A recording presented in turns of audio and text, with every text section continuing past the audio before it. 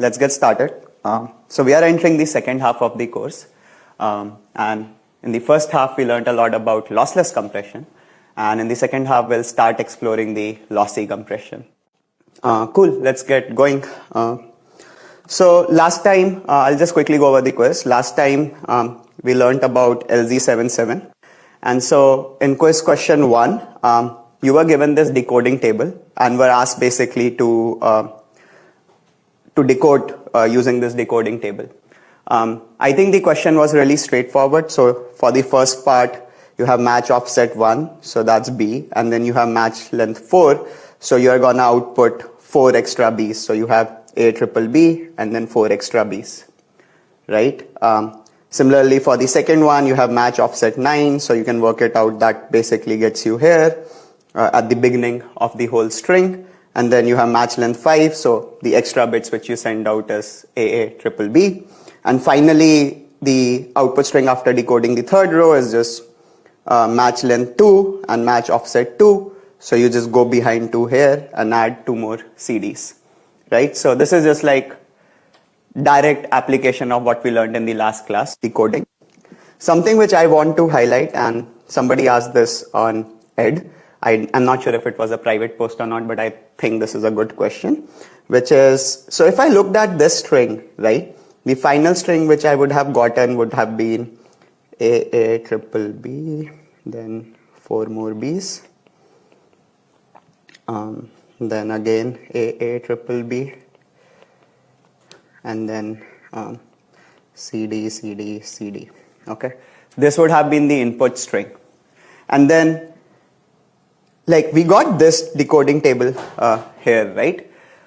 But as Shubham talked about, there are various different parsing rules in LZ77. Like, the parsing scheme really is not unique. And you may go for example, like the greedy approach to parse, or like the lazy approach to parse, or do dynamic programming. So there are various different ways to get to this encoding table. Okay, but the good thing about this scheme really is, once you have this decoding table, no matter what the parsing scheme would have been, you would have recovered this original string. And the question also specifically mentioned the same thing, right? So if somebody was confused that, oh, given this table, the encoding algorithm which Shubham taught in class didn't really lead to this particular encoded LZ77 table, that's still fine, because it's just a different parsing scheme which resulted in this thing. Okay, so that's like, I guess, one thing to really understand in this problem. And then the second one was again like, so I think the input was Tatvavadi, which is Kedar's last name. And we saw this and we were like, oh, we have to apply LZ77 to this. So we did. And in this problem, actually, we go over and do the exact same encoding scheme which Shubham taught in class. So it was like a very specific LZ77 parser, right? And you were asked to like fill in this table, and it kind of is quite straightforward, right? So like first match literal is just TA, match length is 1 because T gets repeated, and match offset would be 2, right?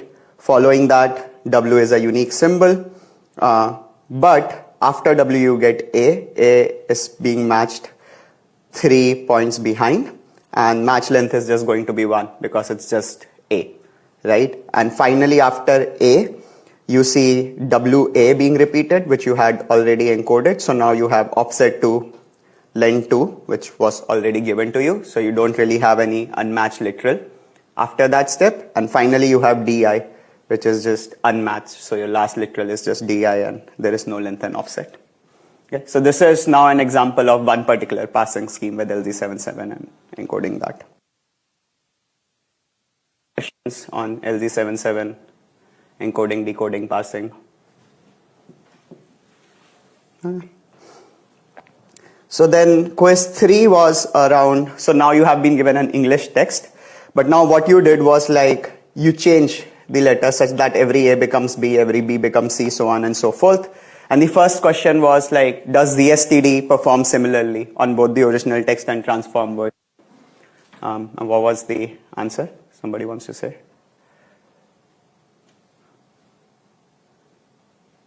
Anyone? Yes. Yes, yeah. exactly. This is what I want to hear with confidence, yes, right? So ZSTD doesn't really care about the exact probability distribution, right? It's just looking for matches, and your matches will remain as is, right? Your literals will change. So if it was this example, your literals would have changed, but like your performance would have remained the same, similar.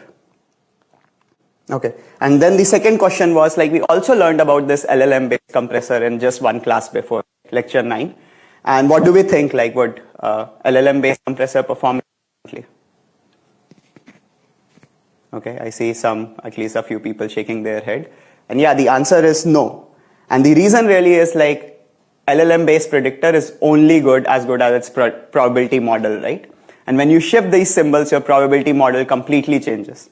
You need to go and update your LLM probability model, otherwise it's basically useless, right? It's just completely wrong model, it can't really do anything. And this is basically like the conceptual difference between LZ-based, I would say, encoding schemes versus like arithmetic coding or RANS, where the probability is needed to be really matching up.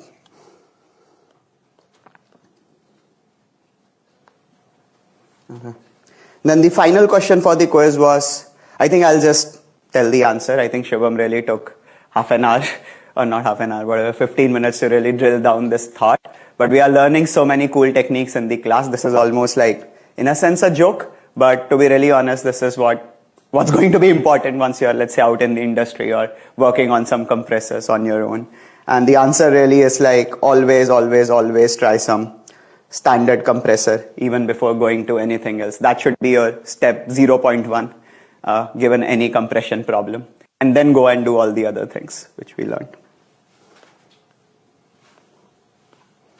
Okay, 1 second, I'm gonna try this again. Okay, let me just keep this open. Okay, any questions so far? Cool, so let's get to the new material. So again, as a recap, we have learned so far about lossless compression and trade-offs between various different entropy coders. So we started the class and we learned about like the fundamental limits on a lossless compressor, which was entropy. We learned about a thumb rule, which we have seen time and again, like going through this course so far to like really derive our intuition and understanding of how well the compressors are doing, right? We followed this up by various lossless compressors. Sometimes these are also called entropy coders, and that's just because they are trying to like code something to the entropy. And we also looked at their implementation. So we looked at like block codes, like Shannon and Huffman. We looked at streaming codes, like arithmetic and ANS. And finally, we also looked at this pattern matching code idea, or a universal code, which was LZ77, right? And we kind of wrapped this all up by like, okay, earlier we were talking about IID sources. We wrapped it up by talking about how to deal with non-IID sources, which is basically life. So we talked about context-based coding, and we talked about adaptive coding. And yeah, you'll have some questions on context-based coding, LZ77 and homework 3. So look forward to it, and some other ideas around dealing with non-IID sources. So that should be fun. Okay. But now we are gonna move to the lossy compression. And the first point which I want to really make very strongly is that whatever we have learned so far, all of it will remain applicable in the second half of the course. In fact, lossless compression is just a special case of lossy compression with just loss equals to 0. Even more so, it's not just like at an intuitive level that, okay, sure, lossless is loss equals to 0. You will see that any practical compressor out there, like design of any lossy compressor, will involve a lossless compression part. After you introduce the lossy step, finally you would losslessly compress something. So whatever we have learned, all our intuitions so far will carry forward to lossy and help us improve lossy compressors in terms of designing the loss aspect of it, because the final step would be to losslessly compress some symbols, right? So again, like we'll learn a lot more about this in coming lectures, but this is really important. Like, so like you really need to understand lossless for lossy. And finally, like something really important is in lossless compression, we assume discrete sources, right? So far we have always talked about finite alphabet, some discrete sources, some probability distribution over it, and then we went on to compress it, right? But in reality, in practice, nothing is discrete, right? Like all these signals which we are receiving, be it image, any sensory information we are receiving, all of this is actually continuous. It's not really a discrete value. And so in second half of the course, we'll start learning about how to deal with these continuous values, right? Like, okay. And so before we even go and start, like, so again, like all sensors, images, videos, in reality are continuous sources, right? And the whole point of storing data is to somehow represent this information, correct? So let's just start this lecture with like the first quiz question, which is, how much information do you think a continuous source has? So we have talked about entropy, we have talked about discrete sources. What would be your guess on how much information does a continuous source has? Yeah? Whatever the floating point precision of the machine is. Okay, so the answer I got was whatever the floating point precision of machine is. But at that step, you have already assumed some discretization, right? Okay, then. Exactly. So, okay, the answer, okay, just for the rest of the class, the answer I got was that it would be whatever the precision of your machine is. Like that will determine how much information this source contains. But if you think about it, at that point you have already discarded some information about the source, right? Like who says 64-bit is the fundamental precision at which we should store everything? That's as arbitrary as number as it could be, right? And actually, like a continuous number, sorry, okay. So the answer really is infinite, right? And this is like a fundamental, I would say, maths fact, which like this infinite really stems from the fact that between two real numbers, you can basically find infinite mole numbers, right? So this is like I don't know, number theory 101 fact, really. And this kind of leads to like, okay, no matter what precision you store your signal to be at, unless it's infinite, there is nothing infinite, right? Whatever high end you come up with, tomorrow, let's say we go crazy with the number of bits we can store. Instead of 64-bit computers, we have 1 million bit computers. Even at that point, you are throwing away some information about the actual source you are recording. The limit will come to the physical acquiring of the source at that point, but still, this is really important. And so what this means is that you cannot represent a continuous source exactly, right? It's a lost cause. You can't really do anything about it. And we need to approximate it. Okay? And any approximation basically implies loss of information. Okay? So it's very natural. You have to do lossy compression at some point. The way lossy compression literature deals with it is we introduce a parameter called distortion, which is like some measure of the loss of information. So, for example, your distortion, like if you have seen mean square error, then your distortion looks something like expected value of x minus x hat, where x is your symbol, and x hat is whatever you are representing it with. So you can imagine x hat to be 64-bit representation of whatever physical signal we are talking about. Okay? But this is just like one particular distortion. Nobody is forcing you to take it. You may come and say, oh, this distortion is not valid for me. Maybe what's valid for me is this mean absolute error, right? Which is just the expected value of mod of x minus x hat. And you can come up with basically any distance function, if you know about distances in maths, as like a distortion measure. Okay? And the distortion you want to measure, you want to work with, would depend on the application which you are working on. In fact, like in the second half of the lossy compression, when we go to multimedia, we start learning about images, videos, maybe even a little bit of audio compression, you'll see that a lot of study has happened into like how these distortion measures, even though are very nice mathematically to deal with, are actually wrong. Just don't correlate with how humans perceive. A higher distortion might not mean actually a higher loss in information, so as to say. And so this really, just this part, choosing a distortion measure is actually very important and has really influenced the design of a lot of multimedia compressors. It's a very active area of research in various places. And we'll even have a lecture on perceptual sort of compression, which is really important for multimedia. Okay, so distortion part is clear for everyone. But it's not just about distortion, right? Sure, we decided how much information I can lose. You also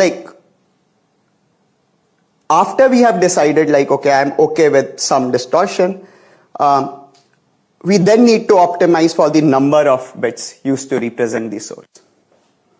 Okay, so you are saying I'm okay with this much error given my application.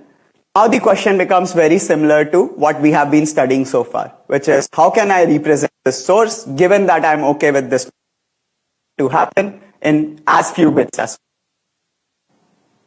And that's really the rate component. Yeah.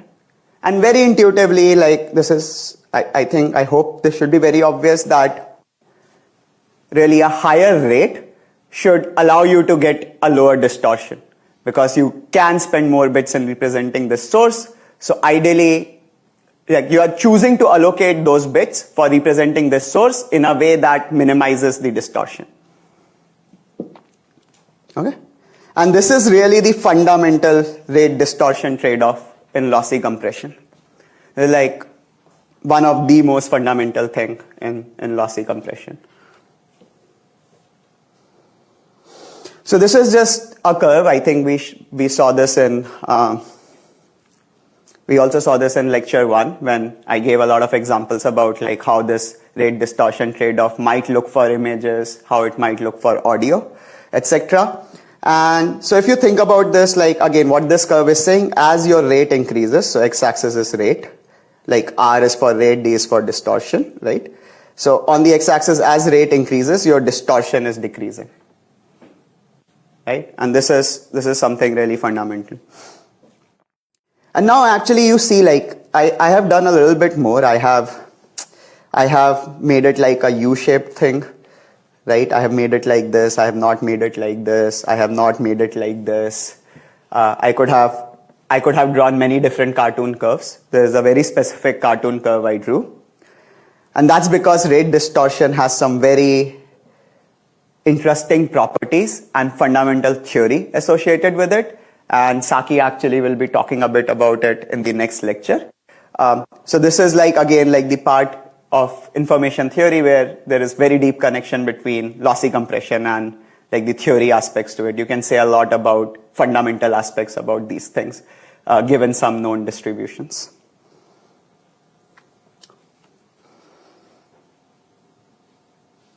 Okay.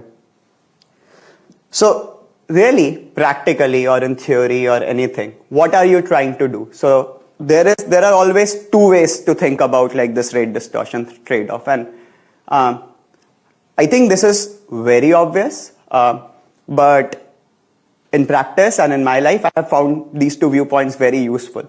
So whenever you are looking at a lossy compression framework, you should really think about it in two senses. One is, let's say I have been given some distortion D. I don't know what your application is. Maybe it is that I can't tolerate an error more than something.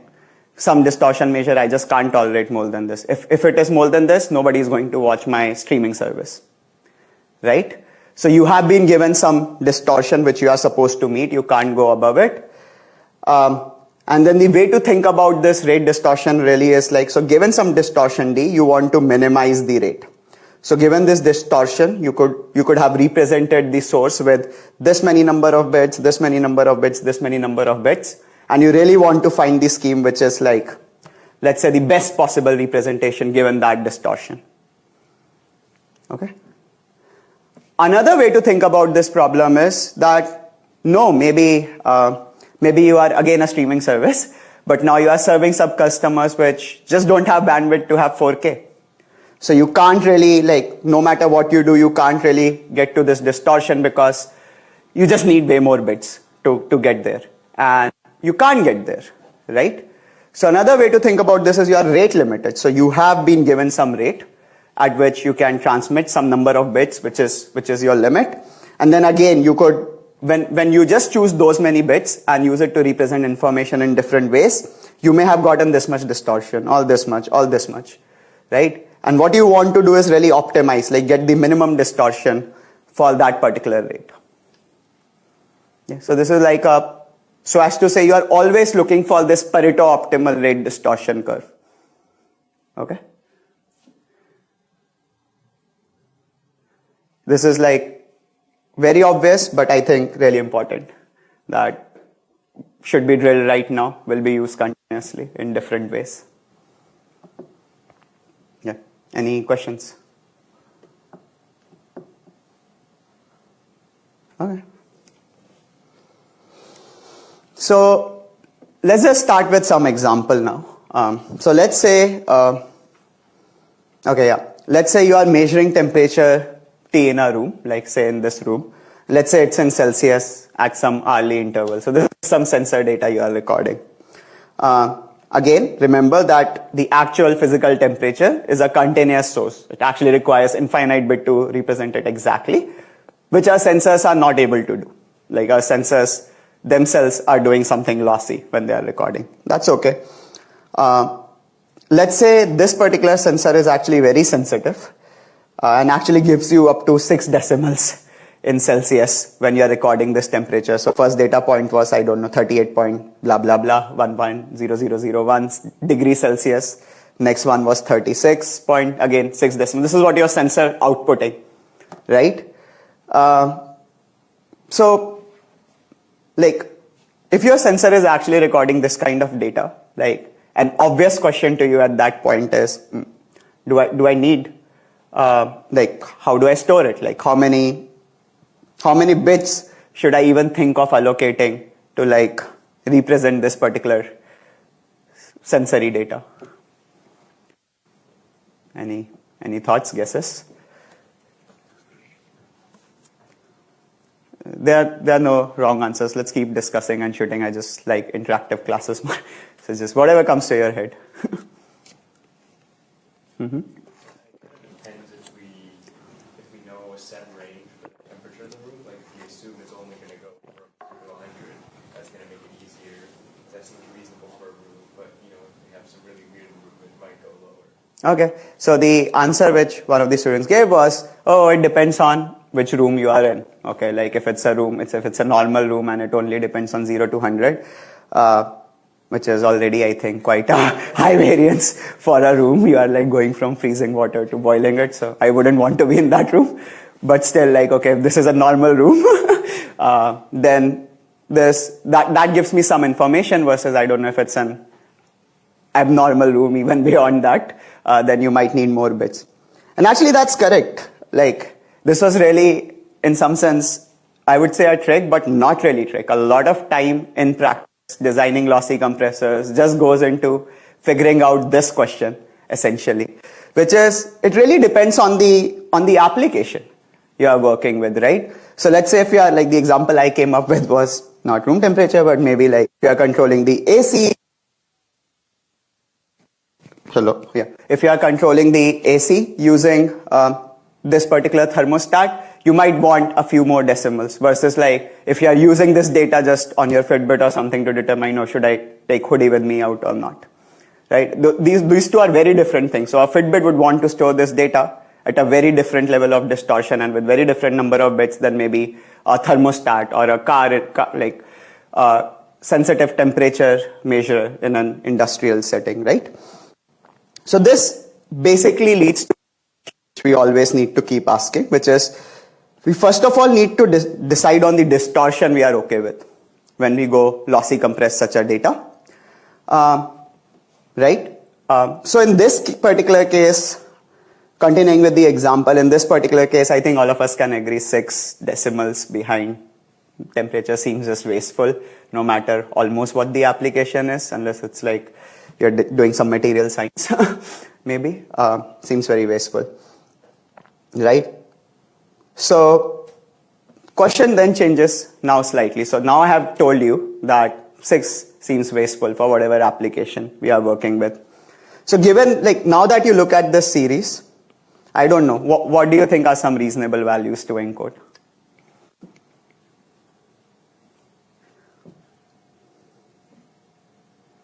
Again, not trick. It's like not even. So this is just basics. We are not even going to get into hard technical problems yet.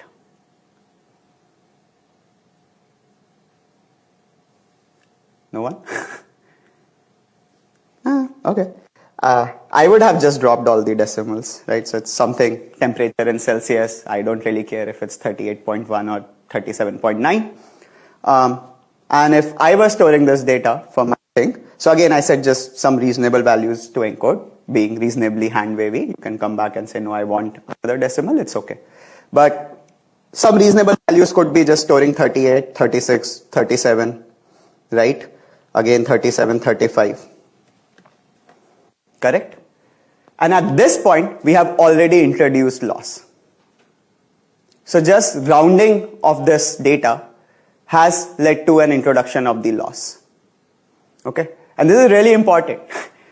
And it's really simple technique, but it's a first basic lossy compression technique, which is you can just round the data. And that introduces loss, right? This is not exactly, but similar to converting the data types. So like converting the data type from float to int. Maybe the sensor data in practice you have been given is actually, I don't know, float 64. Somebody is using float 64 to encode income of someone. Seems really wasteful, right? Like as soon as you get the data, the first thing you would do is convert it into float 32, maybe. And or like just some ints. At that point, okay, actually not ints. Like maybe people care about cents. So, but as soon as you do that, you have already introduced some loss, right? You have introduced some distortion into your source symbol. Okay, and that's really one of the most, how should I say, obvious ways in which we are doing lossy compression going about, right? And it's quite useful. Just changing data types, that's lossy compression, and it might lead to much fewer bits to represent anything post that. Okay, everybody with me so far? Okay. The more formal way to think about the obvious rounding thing which I said and like very obvious things which we have been talking about is quantization. So what basically we did in the previous example, it's called quantization. And so this is not the dictionary definition. I kind of got it from Professor Gray from Stanford, who is really an expert in this area. In one of his notes, he says that, and I really like this simple definition, which is quantization is just the process of mapping a continuous source to discrete source. As soon as you do that, you have moved into the lossy compression world. Okay? So some obvious points, right? Like quantization is a lossy process. It introduces distortion. And in fact, it is a fundamental operation in lossy compression. Like I don't think any lossy compressor in the world exists which doesn't do some form of quantization somewhere, no matter what domain, what application, what rate distortion level you are talking about. So it is really like it's present somewhere as part of the lossy compression scheme. So some technical terms, the quantized values are called symbols, sometimes called code words. And the set of available quantized values is sometimes called code book, sometimes called dictionary. Okay. So in the previous example, which we looked at where we had 38.1 blah, blah, blah, let's say these were the only 5 symbols. So I got rounded it and I got 38, 36, 37, 37, 35. And so in this particular case, my symbols or code words after quantization were just these rounded up things. And if you look at this, it basically had only 4 unique values, like 35, 36, 37, 38. Okay? And this is really just your code book. So these are the 4 quantized values you would transmit. Okay. So the next obvious thing which we are going to ask, so doing this quantization reduced to some sort of we could think of it in two ways. One, we could have thought of it as like I did rounding, right? But another way to think about this same thing is really that I had this code book, right? And then I wanted to represent all these symbols using the code book. And so I will just basically choose the element which is nearest in the code book in some sense. Being extremely hand wavy, we'll get and fill in the details, right? But talking in English, it makes sense, right? Like that's what you would do. These are the only 4 values you can transmit ever. Then you would just choose the value which is nearest to one of these 4 values. Okay, so then let's say now I have a code book of size n. What is the rate going to be?